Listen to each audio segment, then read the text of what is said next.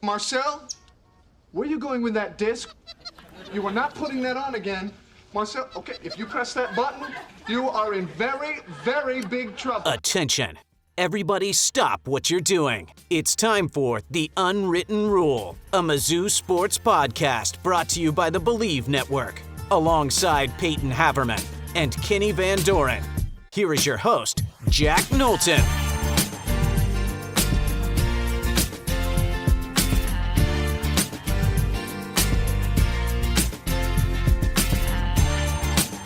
Welcome back to The Unwritten Rule. Today is Monday, March 9th. We are presented by FanDuel. It is another week, another Missouri performance to discuss. Feels like we've been transported back to January with the level of frustration.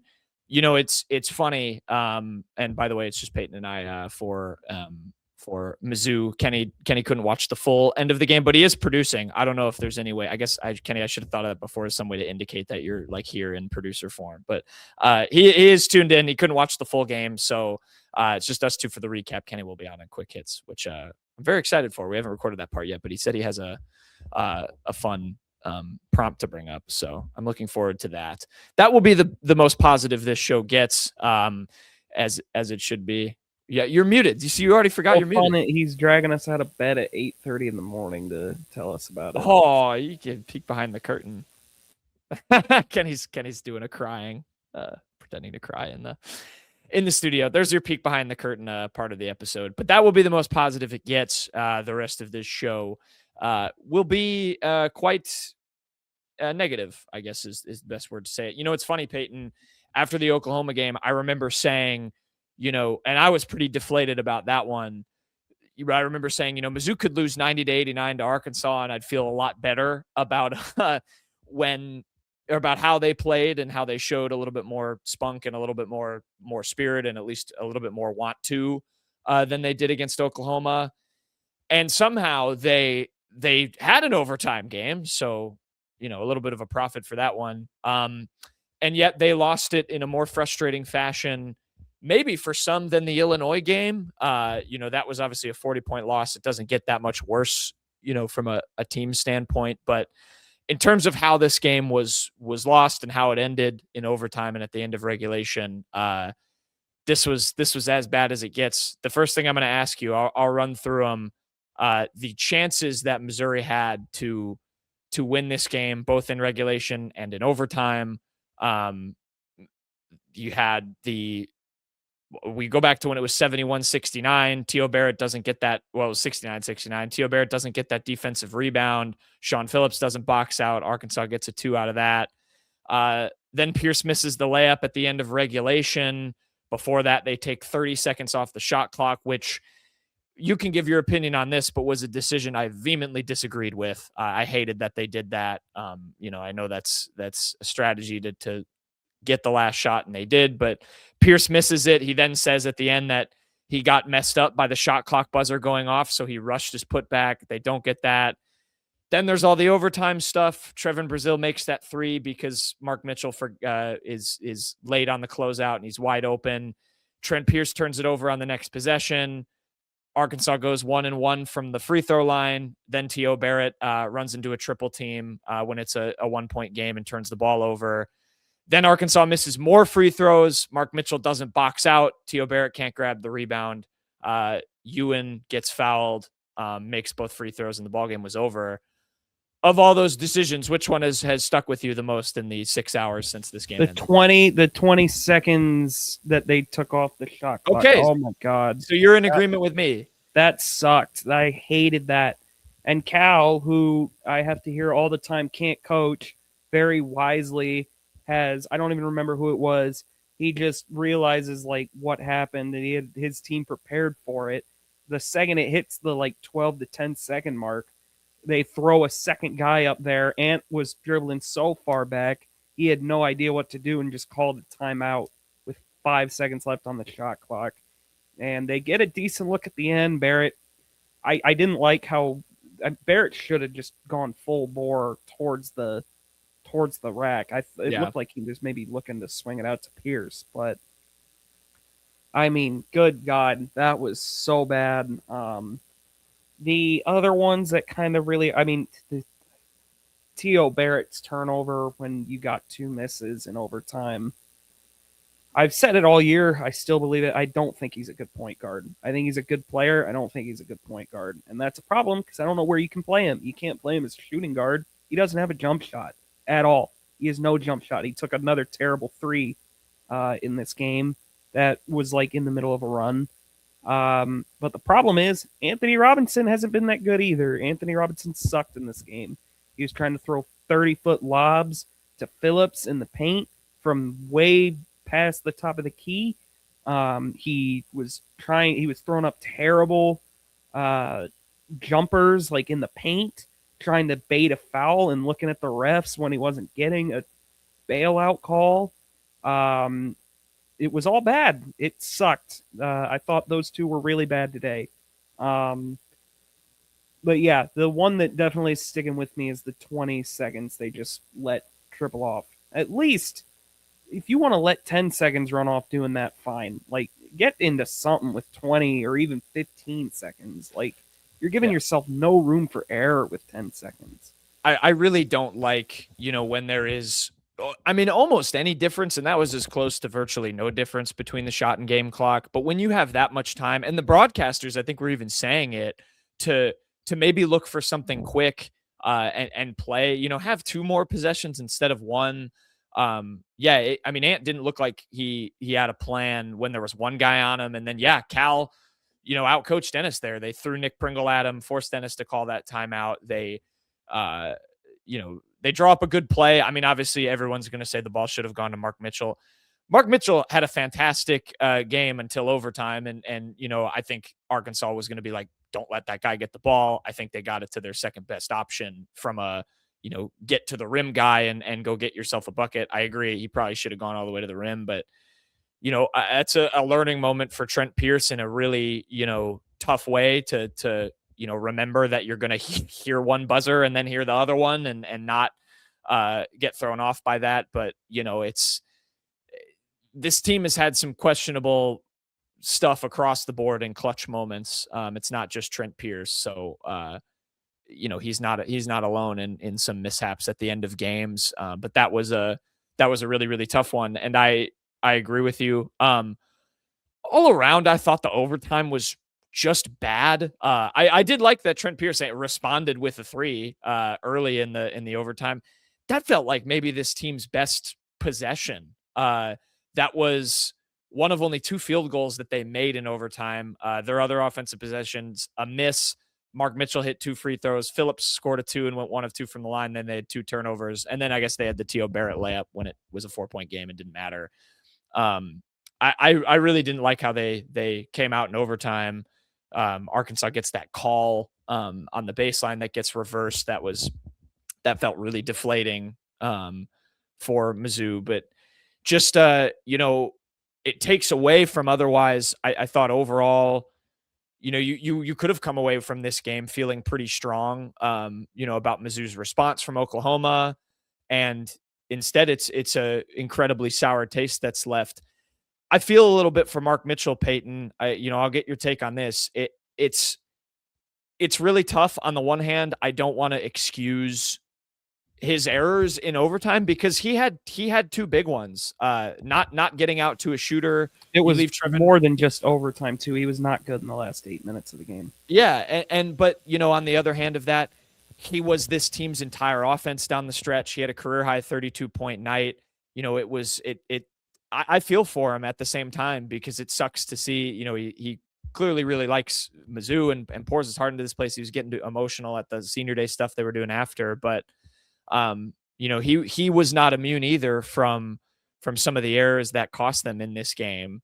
And that's frustrating as well as he played overall.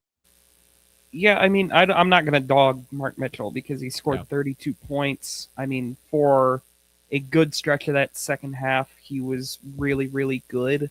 Like, I thought from the U12 to the U8, it felt like he was going to put the team on his back and secure a win himself. And the color commentator kept pointing it out, like, yes, everyone out there was tired, but Mark Mitchell was gassed. I mean, he was missing bunnies. He wasn't taking on Brazil as much, which we're going to have to address the elephant in the room about Brazil. He wasn't taking on Brazil as much, definitely in overtime. There were a couple times it looked like he had that matchup again, and he had worked Brazil in the first, I'd say, 30 minutes of this game or so. Then he just kind of got a little more passive.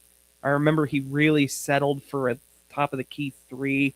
You could tell he was getting tired. And that's not to say it's all like, not to excuse him completely, because that closeout really, I think, kind of killed him in that non-box out. He was not the only one that was missing box outs. Missouri, I don't even know if they lost the rebound battle, but man, they came up with some real devastating losses in that department when it really mattered. Well, yeah, I mean that's a good. I was going to segue to that because I think you can lump Trevin in there because he did co-lead along with Ewan with 9 boards, and then he had 19 points. Only six of which, by the way, came in the second half in overtime. But the rebounding battle, in terms of a microcosm of this game, so they did lose it. It was 38-34, and they were out rebounded 13-10 on the offensive glass. But man, it felt like a chasm, just in terms of some of the timely ones Arkansas was getting, and Missouri's like seeming inability to just like bring one down cleanly, even on the defensive glass. It felt like every rebound was fought tooth and nail for, and this is a team again. We've had a few games like this now where this should be a really good, consistent rebounding team, and it just they let another team do it better than them. And then with Brazil, I mean, my gosh, in that first half they had absolutely no answer for him, and he was flying at the rim at will on those boards and just dunking everything. There was the run that I think, was the most furious of the first half. They go on that 8-0 run. They extended it to 12-2, and I felt like all of the points were on dunks. It was either a turnover and they got a fast break, or someone shot one, and he would just come sprinting to the rim with no box out and come and slam it home. It was bad, and this was an area of the game that I feel like they should have, prioritized, or if they were able to win it, or even, win it a little better than they lost it. They could have come away with the win, but yeah, they had no answer for him. And then he hits the dagger 3, the absolute Trevin nightmare scenario where on senior day at Mizzou, he comes back and wins the game for Arkansas. That shot won them the game. Yeah. I mean, that 3-point, it felt like a dagger got stuck in me when he made that. It really did. It took my breath away. I could not believe that happened. And it's just someone that I can't, I don't feel like he deserved it, because it's not like Missouri pushed this kid out the door. All right. He had 3 high school offers. One of them was Missouri, where he was, and the other was from the coach they hired from Cleveland State. And he leaves, and whatever, he leaves. Yeah. Missouri fans were chirping a bit because he went to Arkansas. They're a bit of a rival. Well, and he was chirping right on back. That's what I'm saying. He just, wouldn't let it go. And it's simmered a bit over the years, but I gotta believe he's really enjoying that one. And then the other guy, of course, on the Arkansas side, no Darius Acuff, which was obviously the big asterisk of this game, and all the more reason why 22 shots. So yeah, and obviously no Darius Acuff. That was the big asterisk. It felt like Missouri could go get one without him, but Malik Thomas absolutely took over. I mean, that guy's a stud too. He was a 5-star recruit as well, but 28 points. He did take 22 shots to get there, but he went 5 of 6 from 3.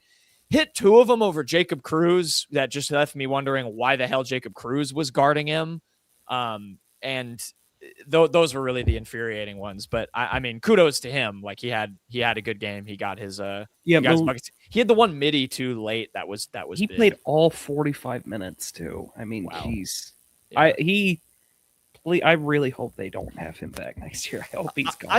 I don't want to take a ton away. I don't want to give Arkansas a lot of credit out of spite, to be honest. But I mean, they are a good team. It is not but that doesn't change the fact that Missouri still should have won this game and put itself in positions multiple times to win this game and couldn't get it done.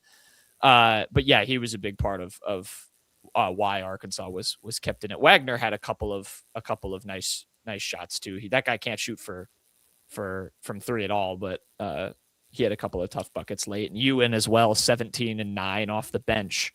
Hit that, of course. That three also in overtime. That was his fourth three of his career or whatever. And, I mean, they couldn't have left him any more wide open, so I get it. But the thing about Thomas and maybe really Arkansas in general, Missouri, and maybe this is fatigue based, they could not stop fouling down the stretch. And a couple of them I thought were like Thomas got to the line for 2. I think they called it on. Like he was kind of falling over going against Phillips and just kind of threw it up. And I thought that was a bit of a bailout, but most of the calls I didn't totally disagree with. I'm not saying the refs were fantastic today or anything, but I didn't think I thought Missouri's own play had more to do with it.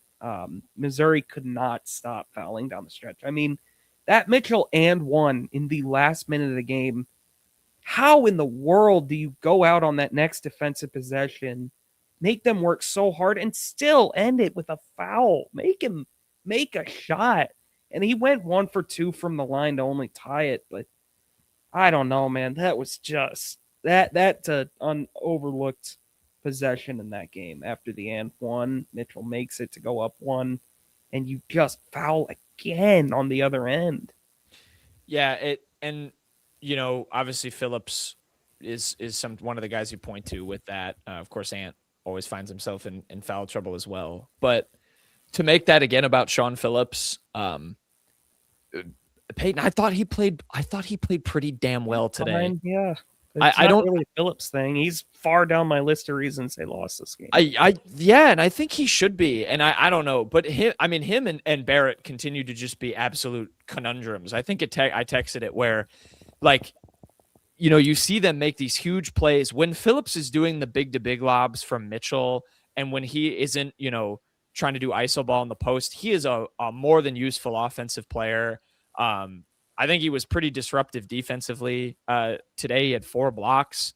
Like 13 and 10. I mean, he can get it done at 13 and 10, but it just feels like with him and then T.O. on a guard level, every mistake that happens just feels amplified by a million. I don't know what it is with I don't even know that I'd say Phillips you can definitely make that argument for. I don't even know if I'd say it with Barrett. I think Barrett kind of is what he is right now. Yeah. He's going to make some nice downhill plays.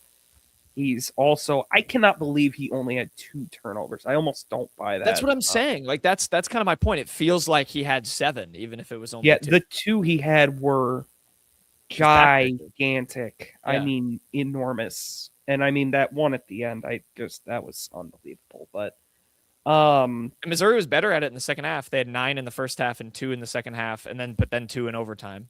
And you can't have that. I mean, they played a good second half. The thing that kind of lost this game, and this is not a thing that kind of helped them lose this game. Don't misconstrue this as me bashing Dennis. He had to put in Burns and Cruz because you can't play these guys 1,000 minutes a game.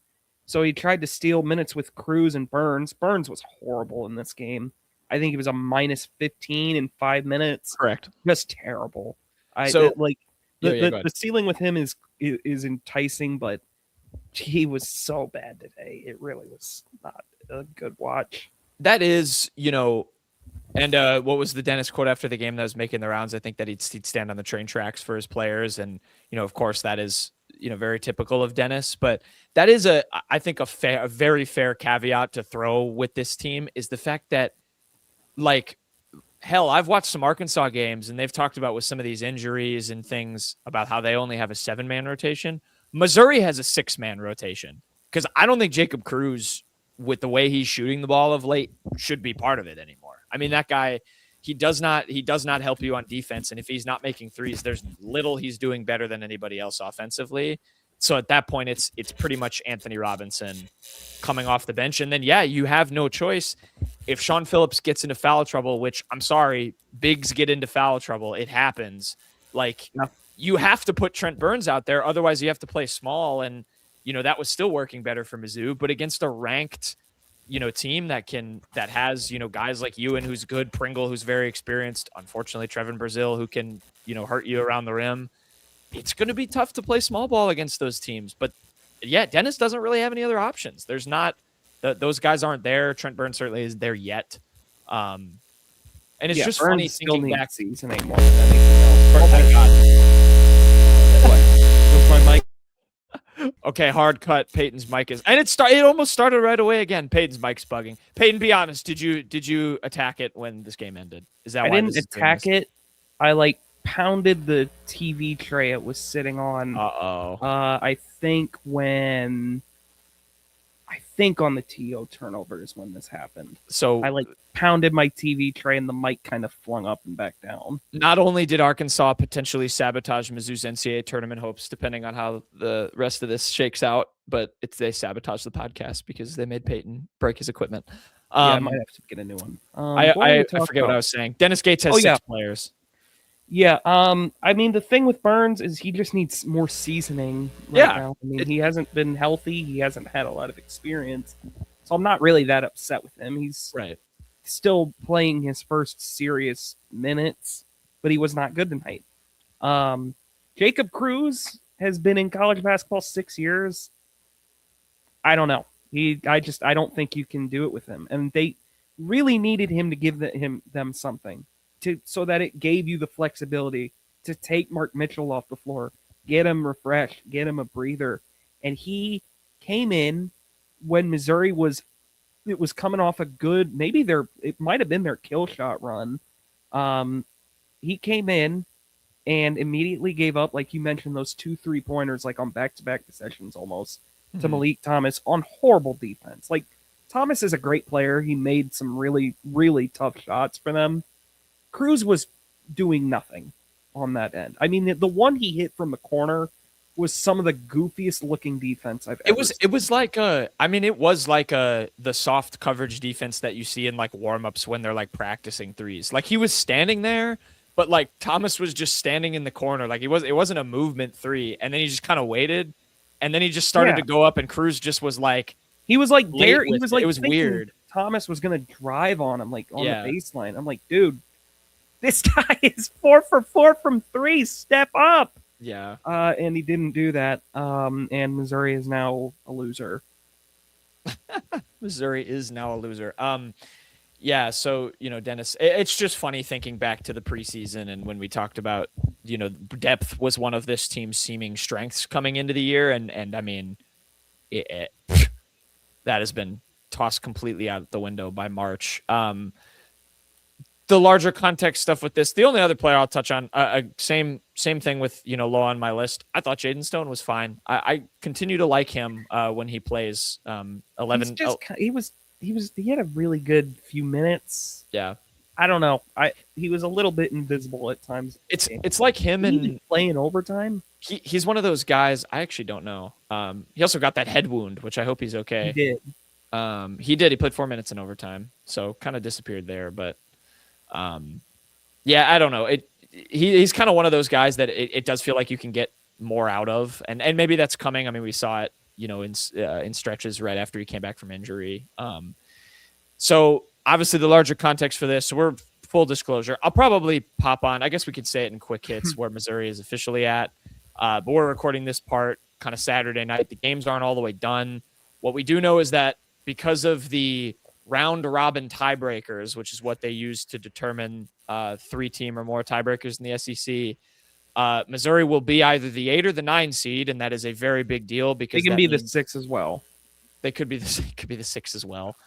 They're going to be 6, 8, or 9 at the time of recording. Yeah, so which is a big deal because, of course, if they're the 9 seed, that means they will play on Wednesday. And if they lose on Wednesday, everything is out of their hands. They had 2 chances to get in the NCAA tournament. They didn't take either one of them. And I go back, Peyton, to what I said after the Oklahoma game. Dennis Gates in his career at Missouri is now 5-13 in the month of March. 4 of those wins were in the 2022-23 season. He got the win over Mississippi State in the SEC tournament last year, was the only other one. I don't know. The March thing is just a bit misleading because I mean they played their best game of the season this year 10 hours before March. So it's not like March is Right. just this pixie dust thing that's like infecting Missouri. It's just they played 2 bad games this week. This one to me was a lot more enraging. Again, I really do think games like Oklahoma will happen on the road, dreary environment. I can excuse that. The way they lost this game to me is worse. That's funny. I think I just kind of agree to disagree. I don't know why, and maybe we might have to on that. we might have to because I weirdly think that the silver lining you might be able to take from this game is and what we've seen from they're going to have a response like they had after Illinois, where they went out and beat Florida. Because I think, again, to go back to the top of what I said, you could argue to your point that this loss is, as much, if not more infuriating, given they had, multiple shots to win it and couldn't take them. But this team has shown it has responded and doesn't, seemingly, at least for long stretches, doesn't let its head drop like the way we talked about last year's team doing. But, you combine something like this with something like how they played in the Oklahoma game. Maybe you do get that 9 seed. I mean, shoot, you got to play LSU again, got to play Ole Miss again. They didn't beat either of those teams the first time around. Does it get in their head a little bit? I think they've shown that they can respond and they won't let their heads drop from this. But, you have to hope that Mark Mitchell kind of has a fire lit under him. T.O. Barrett has a fire lit under him after missing that shot. Trent Pierce, same thing. Because they're going to need to, because that's, you bring in the tournament reality into this. They're still on the bubble, but I don't know that they're in with a loss, especially if it comes on Wednesday in the SEC tournament. That's, the bubble's weak, but if it's not on Wednesday, I'm like 99% sure they'll be fine. Yeah. I don't think there's any way they get a Thursday loss, which will almost certainly be a quad 1, and they get forced out because of that. I mean, Lenardi didn't move them down a spot after the loss today. Like, they're still on the buys for pretty much everybody. Yeah. Well, I mean, I guess, and we'll see how the rest of the weekend, shakes out, and if anything influences any movement. But I don't know. I mean, mentality-wise, again, I still feel like, what they showed for most of the game. And again, if they didn't lose it in the way they did, I think we're talking about it differently in terms of it was a good response. They looked way more juiced than they did against Oklahoma, which is what I wanted to see. So that's, I guess, the silver lining that I'll take from this. But, it's still a pretty disastrous fashion of a way to lose a game. It does not excuse any of the mistakes that were made in the final stretch across the board. I don't think, I've seen a lot of like T.O. Barrett getting dunked on, which I think is just kind of a theme. He certainly had his part in it. I don't think he was alone in why Missouri didn't get this done. Because they certainly could have. It was right there. Despite Payton, the one thing I didn't mention, this was another one of the most Missouri first halves where they looked absolutely awful for most of it. The only thing they didn't do, which I saw you pointed out on Twitter, is they did actually win the final minute of a first half, which normally they screw up and don't do. But another first half where they looked awful, gave up weird runs, and were down big, and then somehow only down 3 points at halftime. I'll never understand it. This team is so strange at times, so flawed, so strange, and very frustrating. Yeah, I mean, that's just kind of who they are at this point. Just a frustrating loss. I mean, you got the Vanderbilt win, too, that you needed. So if you they beat Tennessee, come up with one more lousy bucket instead of feeling like you needed to burn 20 seconds, like you're playing on Friday.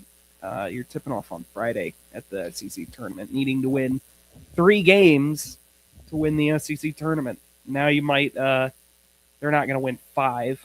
No doubt about that. They're not going to win the SEC tournament, but I mean, now you're maybe needing to win one just to make sure you don't miss the big dance. Yeah.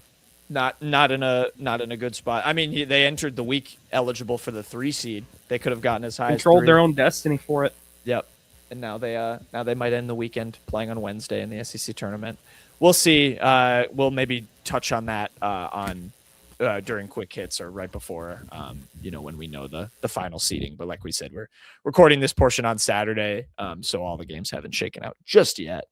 But we'll mention it either way before the show is out. So that's why we hadn't said it yet for those people. Very, very disappointing loss, upsetting loss. Of course, losing to your rival on senior day when one of your seniors scores 32 points is never good. But we'll see how this team responds. They've found ways to respond to adversity before. Who knows? Maybe they can go knock out a couple wins in the SEC tournament, and we shall see. We'll see where the chips fall. That'll do it. We will segue over, like I've been teasing. All three of us back for the rest of the show and quick hits.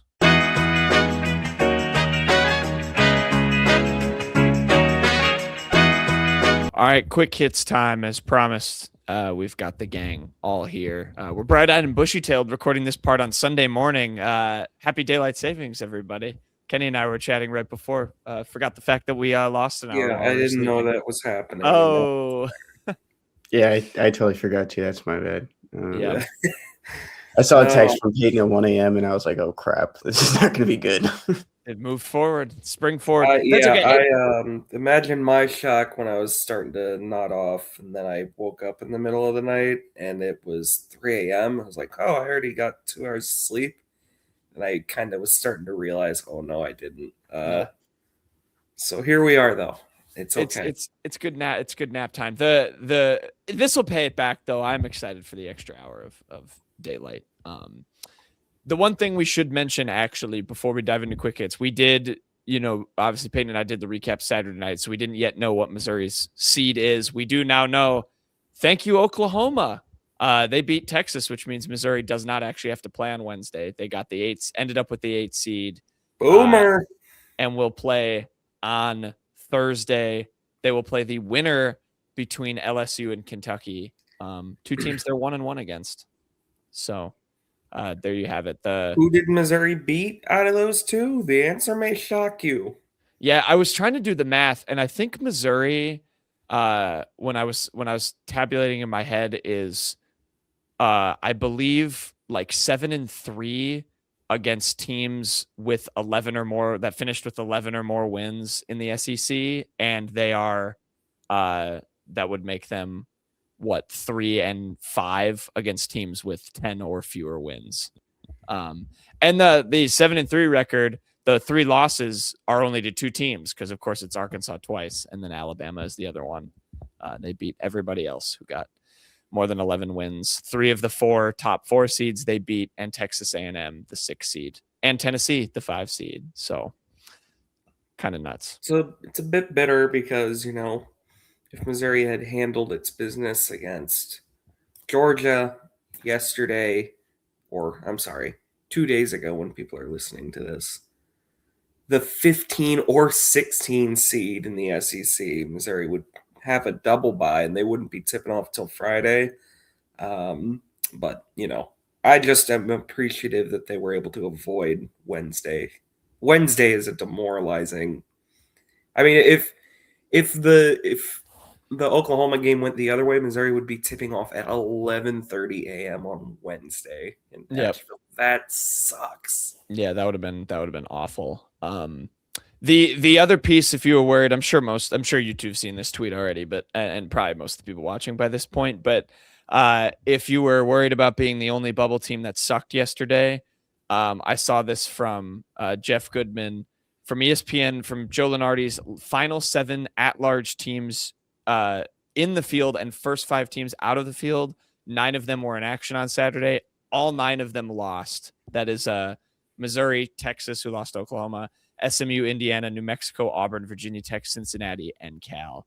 But you know what we should do is expand the tournament. So there you have it. The bubble is straight rancid this year. It is so bad.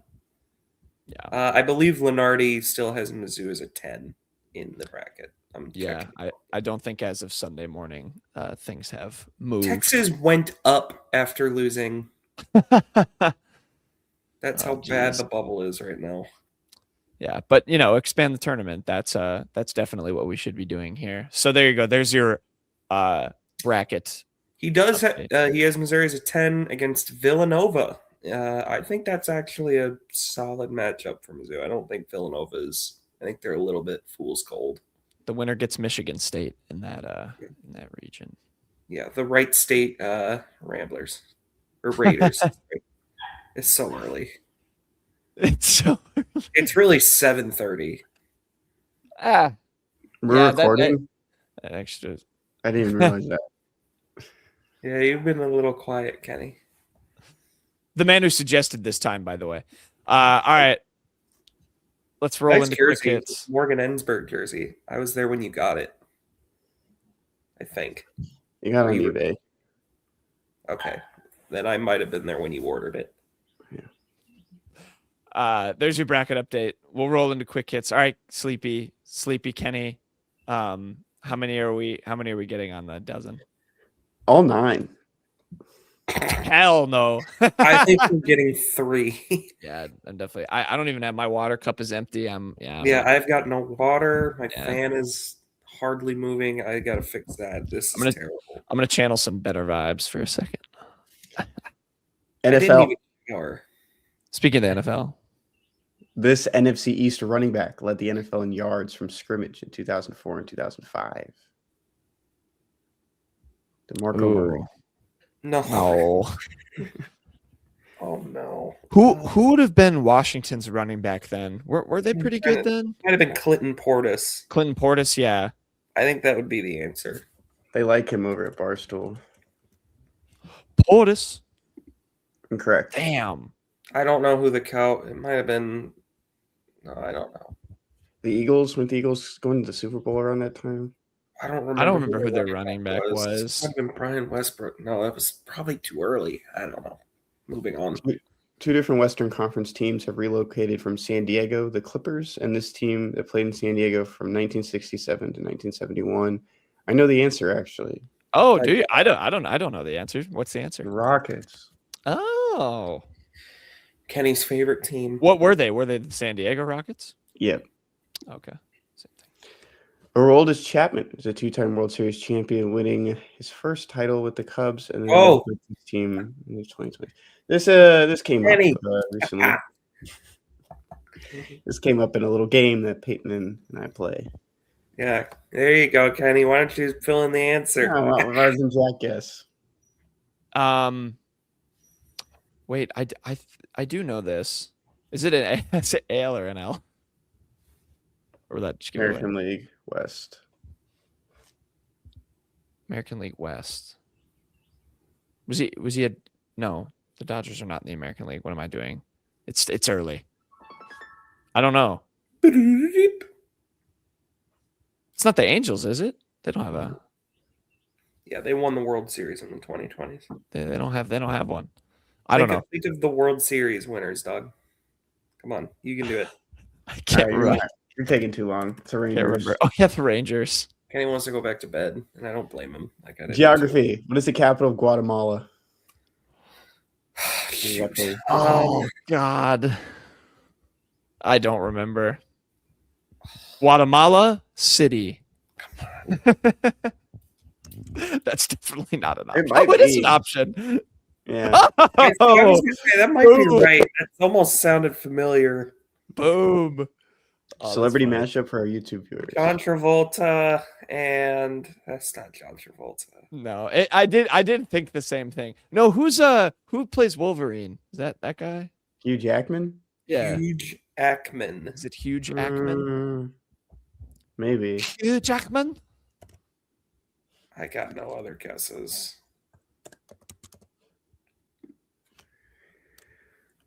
I can't tell what who the lips and eyes are. It looks like a British woman. Doesn't it? Doesn't it look like a British actress? I don't know. Yes. I don't know. Cuoco. Chain restaurants. I'm not even gonna guess. Everyone's eyes are like swollen with tiredness from when I'm looking at you two and myself. Founded in Alabama in 2008, this chain has over 300 locations, specializes in a specific type of chicken dish, and features thin blonde woman in its logo. Jack. I probably should know this. Oh gosh. It's not Cookout. That's not the Cookout logo. And Cookout's in North Carolina. It would also have more than 300 locations. Yeah, it's probably true. I have no idea. Golden Chick. I have no idea either. You lived in the Yellowhammer state. I did. I know. I clearly didn't eat at this place. Roll. It's not chicken. No, it's not chicken salad chick. Golden Chicken. Let's move on. We don't know. I don't know. Wait. Oh no. Chicken. Wait, you got it right. What did you? I put chicken salad chick because I was. Oh, it is chicken salad chick. Okay. Sweet. There's one in the hint should have been there's one in Columbia, and our friend Chase Madison ran into Conzo Martin there once. I do remember a chicken salad chicken in Tuscaloosa that was popular. So I didn't know it was founded there. All right. Sweet. After recurring roles on Gilmore Girls and Dawson's Creek, this actor had a lead role as Lucas Scott on One Tree Hill from 2003 to 2009. I've never seen. Is this the actor who passed away like I don't 2 weeks know. ago? Who passed away 2 weeks ago? Yeah. I don't know. I don't remember his name. That would help. It feels like this game has taken 12 years. It's 5. I don't know. Christian Bale won an Oscar for this supporting role in this 2010 sports biopic, also starring Mark Wahlberg and Amy Adams. What? Isn't this Trouble with the Curve? Sure. Ooh. I honestly don't know. Could be. That sounds right. No. What's the one where he's the Eagles player? Is that one? That's like 2004. He's Vince Papale, yeah. But I don't remember that one. Originally made from the 2016 animated film Trolls, what artist released the #1 hit song "Can't Stop the Feeling"? Yeah. No. You dance, can't stop the feeling. That's not Pharrell. That's not Pharrell. Is it not It's Pharrell? Bruno Mars, isn't it? No. Isn't it Bruno? No. I don't think it is, but I'm like picturing the song, but I can't picture you saying it. Dance. I'm gonna just look it up. I don't care. Justin Timberlake. Justin Timberlake. Yeah. That sounds right. I got there before you looked it up, for the record. Congrats. Not that anyone's counting this, but Well, what did you say? I didn't hear what he said. He just went, congrats. we got 5 right, which is pretty cool. All right, celebrity mashup. Nicole Kidman and Patrick Dempsey. So we got neither. Dang. Okay, that's good. Next, what did we get? I want to know if Nicole Kidman's British. Chad Michael Murray. I've never heard of that movie. It's not a movie. Oh, that's an actor. I thought that was the movie one. Oh my god, it's so early. The Fighter. Oh, okay. Wait, what was the NFL one? Tiki Barber. Oh my god. Dang. I couldn't get Brandon Jacobs out of my head for the Giants. Oh yeah, I always think of him. His son I think his son plays for Tennessee. What the hell? All right, Tigers in the Wild. Kenny, who's your Tiger in the Wild? This always pops up when I search myself on Google. I don't remember. I think this was a YouTube appearance I made one time back in the day. My Tiger in the Wild is myself. This story would have been more fun to tell if I had more energy, but man, it's almost 9 o'clock here. We are gonna get, and we should probably get clowned by like people who go to work, at like 6 a.m. It's a Sunday. We've had a long weekend too, and in part to this story I'm about to tell you. So for the first time ever, and Payton can attest to this, I had a late flight. The last flight out of the St. Louis airport at like 9:45. I was coming back to Houston, watch the WBC this weekend, and flight was sitting there not like a weather issue. It's not too windy. Like there was a storm that hit St. Louis later, like 3 hours later, but we didn't have a pilot, and we got a text, and they were like, "Oh, we're about to board soon. We're gonna, get on. We're just waiting for this pilot to show up." And we get a text. It's like, "Your flight's new departure date or time is 12:15 a.m." And so we were sitting there, and we're like, "Huh, it is 9 o'clock right now." So we got the text before they even talked about it over the speaker. So we went and sat somewhere else. But the fun part was when we were watching the WBC earlier in the airport, there were these 3 guys sitting at the bar, and they were playing this game, Jack, where, we've played it before, with NFL teams, NBA teams. You give 2 teams, and you have to name a player who played for both. So I was texting Payton and our friend Tyler Kading, who's been on the show before. I was giving them the team, see who came to mind for them, because I was overhearing the conversation, eavesdropping, whatever you want to say. They were Brewers and Yankees fans. I was just interested in what they were talking about. They were watching the USA game up on the TV against Brazil.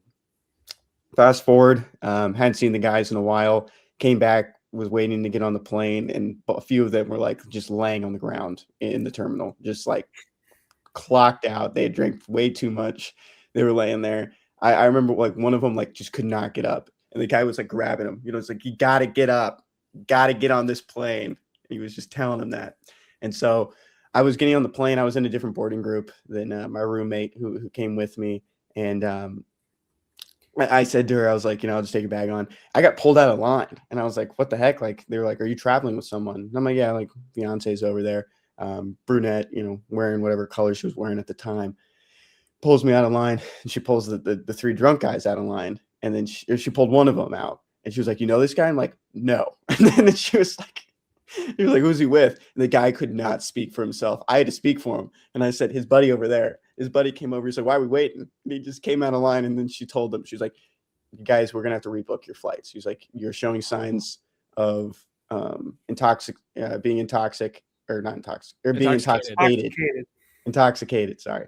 And pulled him out of line. And she thought I was with the group, and I was like, "No, I'm not. I probably look tired right now. This is how I look." And I got on the plane. I was just mad. I was like, "Dude, are you serious?" And we got on the plane, waited another 30 minutes because we didn't have a pilot. And then we took off. Worst storm I've ever been. I thought it was over. I thought I could text you guys because I opted into the Wi-Fi texting. What if I just said goodbye? Because I felt like that plane was going to crash. Like it was ridiculous, dude. If I woke up to a text from you saying just goodbye and I didn't get anything else, I would have panicked. I'm not even. Yeah, that would have freaked me out. Yeah, I mean, you could have. I thought it was over, dude. Like that turbulence. You thought the plane was going down? Oh, and how did our friend Erin react to it? I don't think she was as freaked out about it as I was. That's wild. So they were playing the game, and then those 3 guys just didn't get on the flight. They were just. One of them got on. One of them had like a really early boarding group, and we didn't see him when we got on the plane. I wonder if they pulled him off. Yeah, if it was this group. Oh my God! So he got too drunk to fly to be able to be let on the plane. It was just so funny when she pulled the first guy out. He couldn't speak for himself. She was like, "Oh, who are you with?" And he's like, and I like pointed at the guy. I was like, "That's his buddy right there." And the buddy came over. See, so you probably helping probably triggered. They were probably like, "Oh, so you're with them." Were they like belligerent when they had to be rebooked? No, they were just goofy. Like it was like probably didn't understand. Yeah, they didn't really know what was happening, I guess. They're probably still waiting in the airport. The flight was like 2 days later. They probably just kept hanging out. I thought they were coming for the WBC. They were wearing sports jerseys. Wow. Or sorry, what am I talking about? They were wearing MLB jerseys. Hats. Guys can't enjoy a few brewskis in U.S. Brazil game, man. What the heck? Sounds like he had more than a few brewskis. What kind of airport Chili's are you running in St. Louis? The restaurants in the St. Louis airport don't even have like. Yeah, no, the St. Louis airport is kind of shockingly bad. Yeah, it's bad. Not very good. It's bad. Good story. That is funny. That is funny. All right, Payton. Almost like he tells stories for a living or something. Is your tiger in the wild yourself? No, my tiger in the wild is I don't always like to do this, but I went ahead and went with a different tiger. I went with Tennessee State. They punched their ticket to the NCAA tournament. their first tournament berth in 32 years. They were the second team technically to punch their ticket because fins up. The LIU Brooklyn Sharks won their semifinal game, and they will play Mercyhurst in the NEC title game. Mercyhurst cannot get the bid. Stupid. That's stupid. They are transitioning to D1. You can see Kenny there is doing a lovely little shark gesture. So they'll play in the NEC title game the day we're recording. Does this work? Hold on. Fins up. Oh, there you go.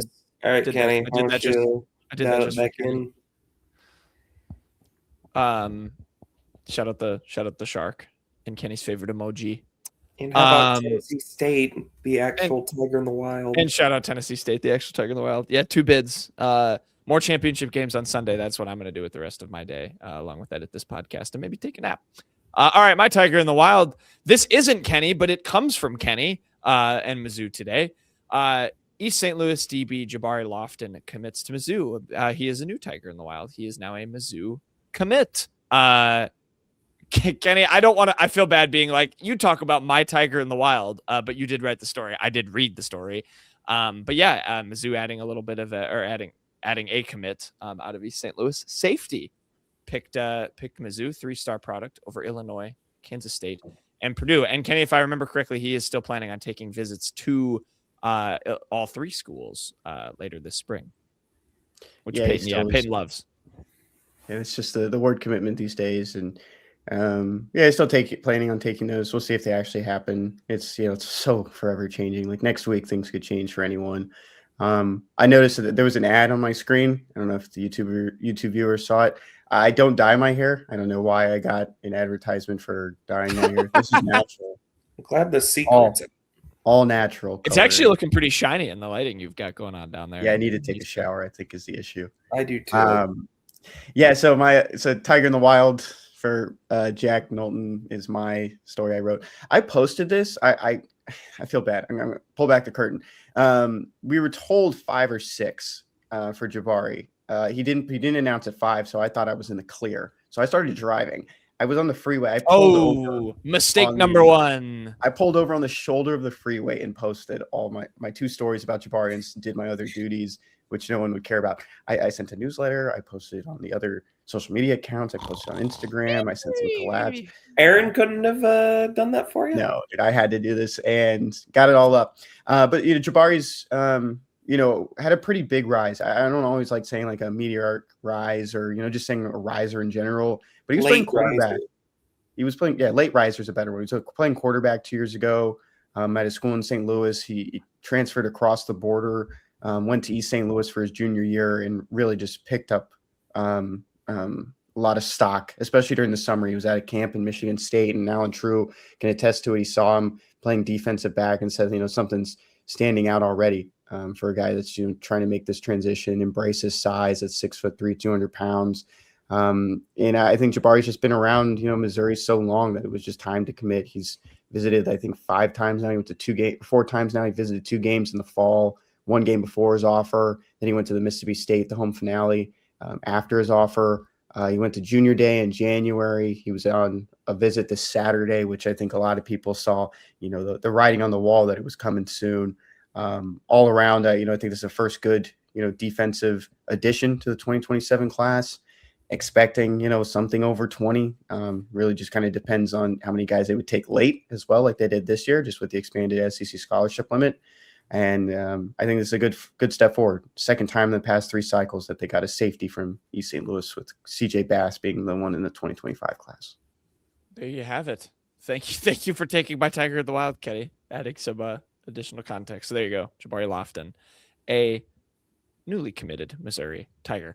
Right back to you, Mr. Van Doren. I know you're so excited to talk this much on a tired Sunday. Your headline. Yeah, my headline this week, I thought this was a good one. Shout out People, and I don't know if you wrote this one or not, but Saved by the Rain. Mizzou baseball will resume game 2 against UIC on Saturday. I need to pull up the.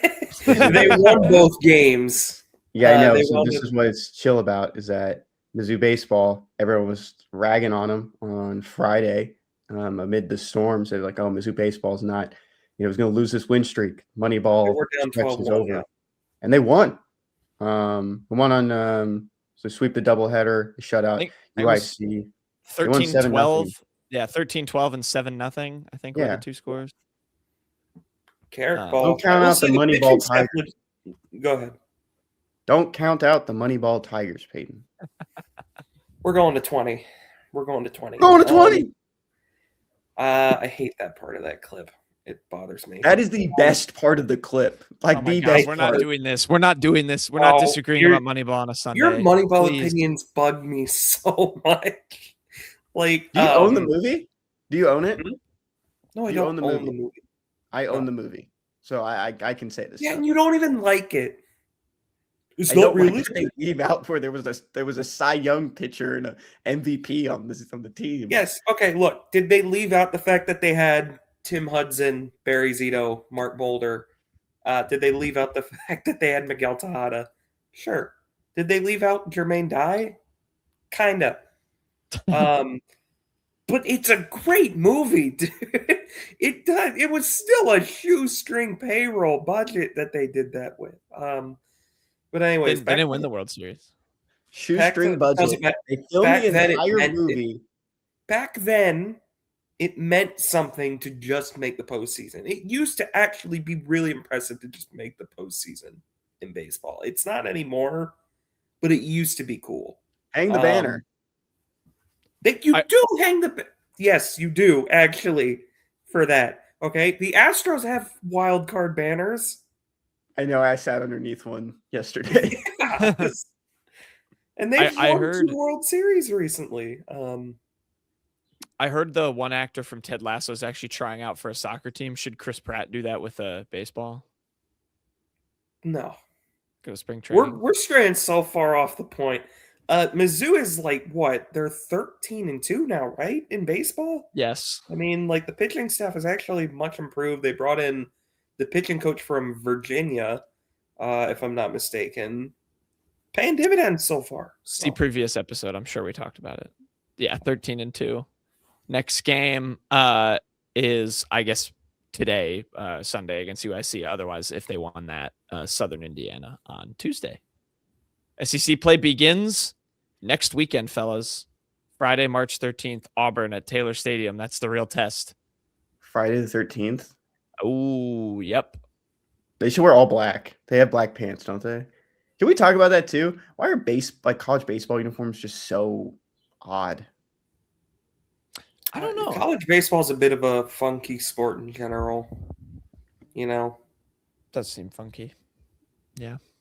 What's your headline, Payton? my headline comes from Chandler Rome at The Athletic. It is Tarek Skubal earns respect from Team USA teammates in perhaps his only WBC start. But the real headline, Chandler Rome, good journalism, buried the lead a little bit. In what he called one of the tougher decisions I've made in my career, quote, end quote, rather.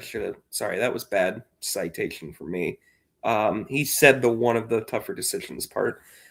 Detroit Tigers ace Tarek Skubal is considering continuing to pitch for Team USA in the World Baseball Classic and reversing course from his plan to make only one start. So Tarek Skubal, we kind of caught a lot of flack for doing the whole I'm going to pitch like 50 pitches in the World Baseball Classic thing.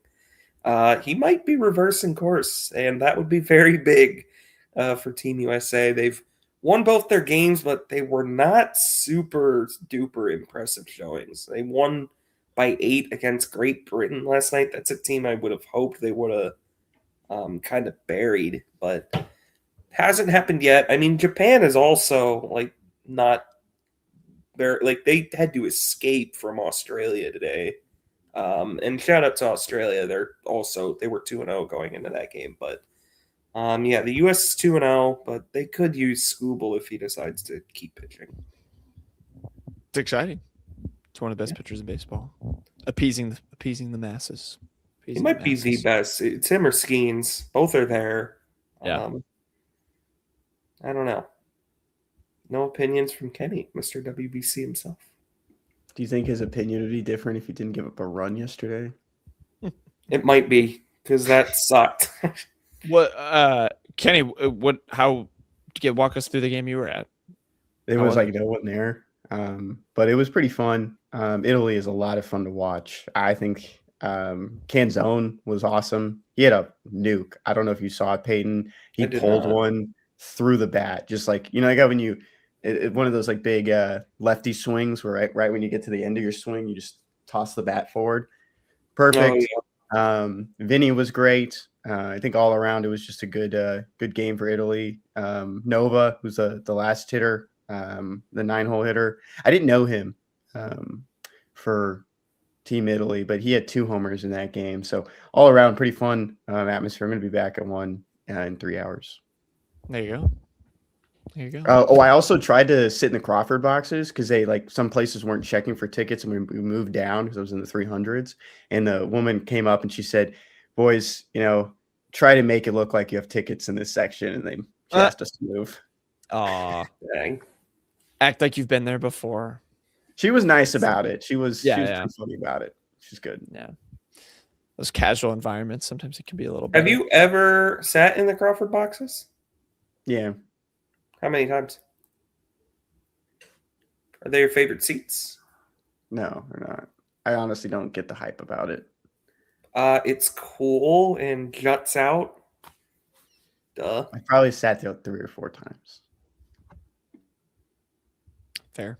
My headlines, I'm going back to the college basketball world. I have 2. They're all kind of like lumped together. Yeah, let's pick 2 on the morning. We're the all first about one. To Well, I mean, I have 3, but I actually couldn't find an article for the third one. The first one comes from ESPN. It's Dan Hurley ejected in the final second as UConn falls to Marquette. The second one was involving UTEP and Jackson State. There was just a lot of chaos. Jacksonville State, not Jackson State. It's early. That headline reads: UTEP's fans clash with Jacksonville State players under review. That's probably the more insane one. But there was just a lot of madness after the buzzer in some games on Saturday. The third one I was going to bring was actually Danny Sprinkle, Washington's coach, was also tossed at the end of their game against Oregon. That one was kind of wild because he was thrown out of the game with 2 seconds left. It was a 1-point game. Washington State had just missed a layup. He thought their star player, Heinz Steinbach, got fouled. He's screaming at the refs, just gets tossed. That gave Oregon, the guy for Oregon shot 6 free throws and made, I think, all of them and won them the game. Washington would have had a chance down 3, assuming Oregon had just made 2 free throws, but because Sprinkle got tossed.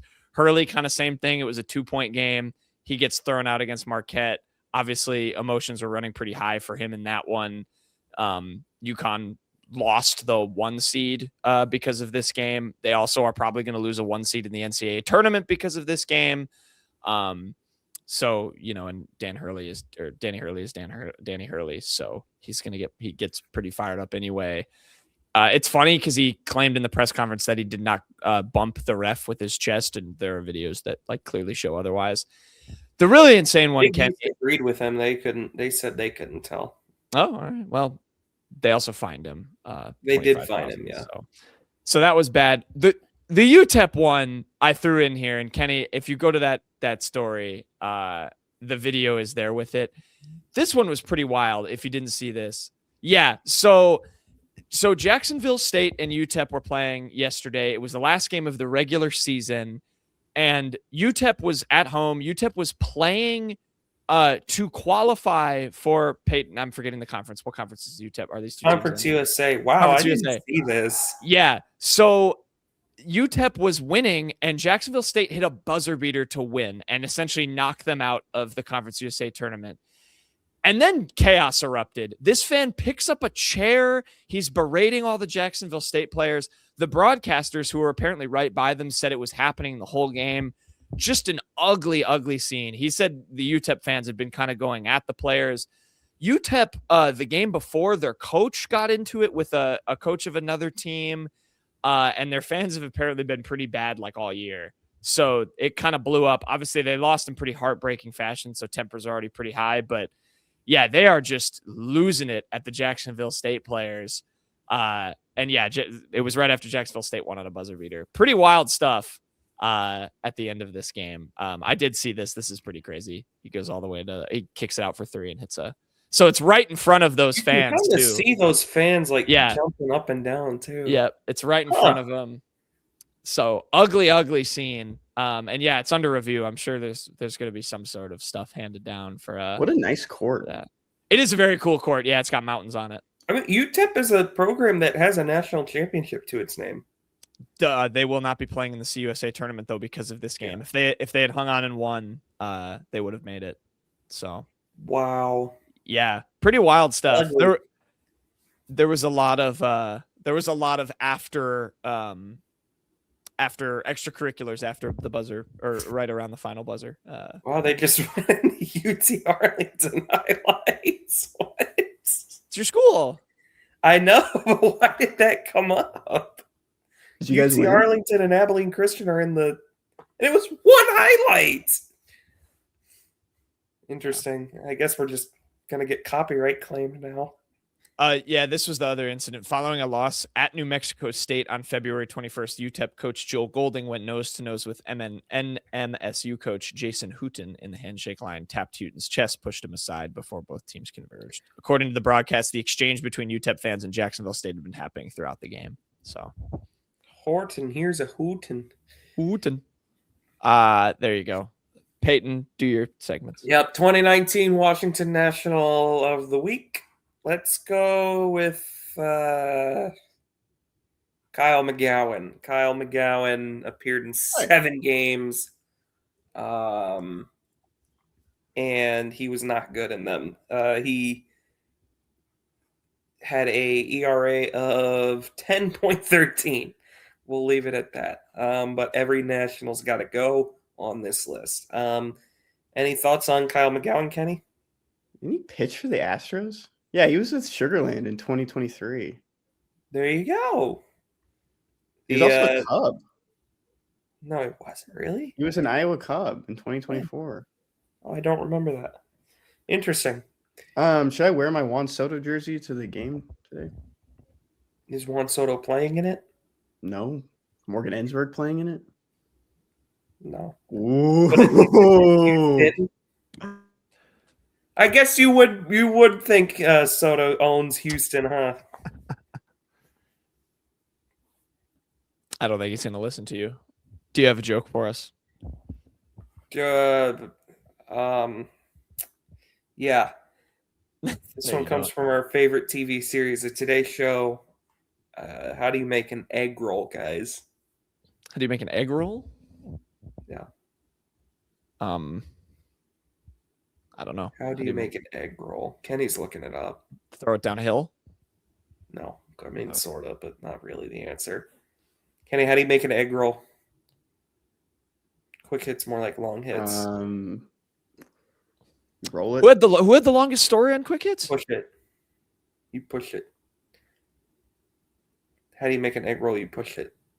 Who had the longest story on quick hits? I'm pretty sure your headlines. My headlines were definitely not longer than Kenny's airport story. There's no chance.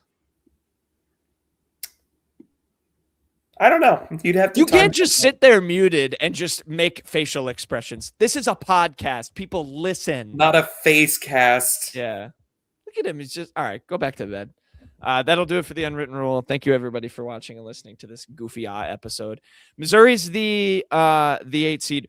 We will figure some scheduling out. We might post some scheduling updates. Peyton's shaking his head, but Kenny and I are both going to be traveling next weekend, so we might record a little bit earlier and figure some things out. Peyton's really excited to do that.